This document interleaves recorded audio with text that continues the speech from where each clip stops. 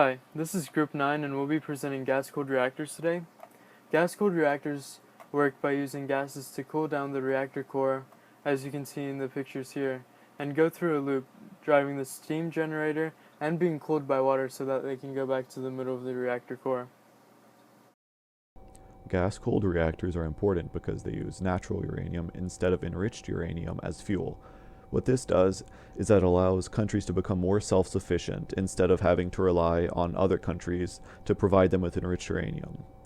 Since the United States and the Soviet Union practically hold a monopoly on enriched uranium, it prevents a lot of political tension that could happen otherwise.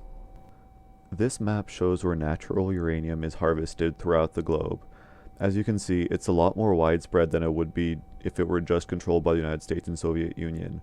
Canada holds the most, while the United States actually has very little compared to some other countries. And when I mean the Soviet Union, what I'm actually saying is the former Soviet satellites, which include Russia and some of the countries around it, but mostly Russia. Gas-cooled reactors differ from light water reactors in their use of gas, be that CO2 or helium instead of water, within the pressurized reactor vessel. Water flows through boilers located within the vessel, cooling the gas and aiding in circulation. With current second-generation British gas-cooled reactor, the AGR or Advanced Gas Reactor, there are 2 reactors for each nuclear island, as opposed to the single reactor per island layout for AP1000s, the forefront Generation 3 pressurized water reactor design. An interesting feature of gas-cooled reactors are that they are capable of being refueled during operation.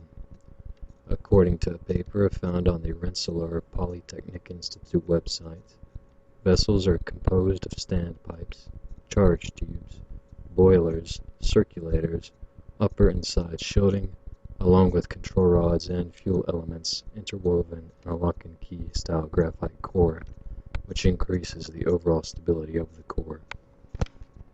In gas-cooled reactors, there are 2 types of circuits, direct and indirect. Direct circuits use the cooling gas as a medium in which the turbines are spun. This gives the highest efficiency, typically around 40%, and sometimes even higher with moderate operating temperatures. Indirect circuits use gas to cool the reactor and heat up water using a heat exchanger. That water is then used to drive the turbines and produce electricity. Energy output. A normal gas-cooled reactor utilizes the Rankine cycle to generate energy.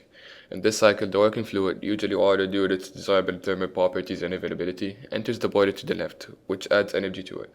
The fluid then passes through the turbine, which is connected to a generator.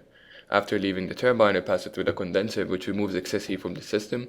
Finally, the fluid is pumped back to the boiler and the cycle repeats. The energy output can then be expressed in terms of efficiency, which is more or less how much energy you can get from a given amount of fuel.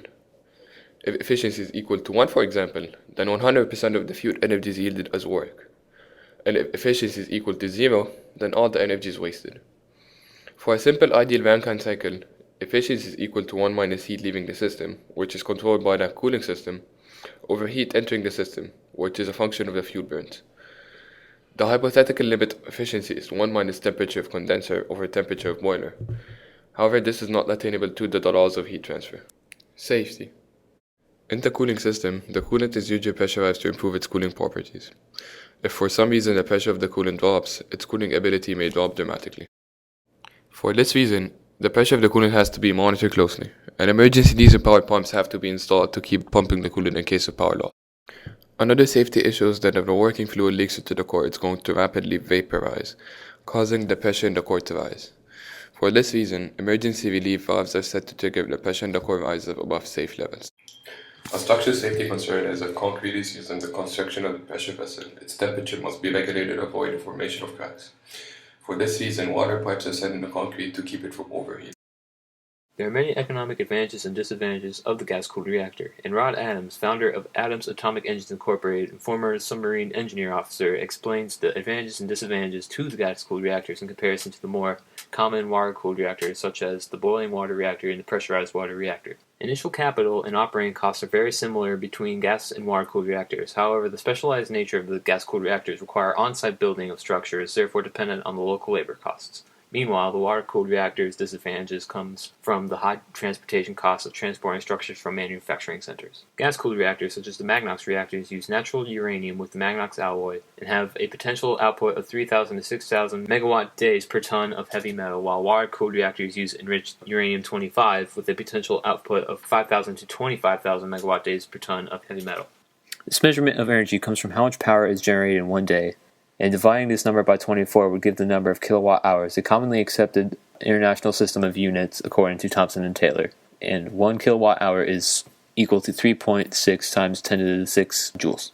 The AEC notes that the price of natural uranium was $18 per kilogram, while the price of enriched uranium was $254 per kilogram in the early 1960s. Although the prices of uranium have dropped in recent decades, this data illustrates the trade-off between fuel cost and output when compared to enriched versus not enriched fuel. Because the gas-cooled reactors use natural uranium, they produce more medium to high-level waste, which may increase disposal costs. The pressure vessels of water-cooled reactors are far more contaminated and may need to be cut up for transportation, while gas reactor vessels are much thinner and can be dismantled easier. When building new reactors, many cost overruns may be caused by delays in constructions. Since there is no earned income while the plants are being built, the cost of interest and labor can rack up. Particularly in the U.S., because of the 3 Mile Island incident, there have been further regulations and causes further delays. The most sensitive parameter for calculating the cost of construction is the discount rate. Plants are very expensive, and the shorter the investment costs, the more likely the plants will be built. Overall, plants that have lower capital costs but higher fuel costs have been shown to be more favorable. The effect of interest is astounding when it comes to nuclear reactors. The Darlington Nuclear Generation Station was meant to cost $7.4 billion, but because of cost overruns, the cost became over $14.5 billion. 70% of this increase was due solely by increased interest charges caused by delays as well as other financial changes. Gas-cooled reactors are most beneficial to countries that choose not to rely on the United States or Russia for enriched uranium and have many safety precautions in place that prevent unintended effects during use. The decreased output is offset by the decreased cost of the fuel, so they are most useful in areas in which uranium is expensive. Due to the specialized nature of the equipment, gas-cooled reactors would be beneficial in areas where labor costs are low and transportation costs are high.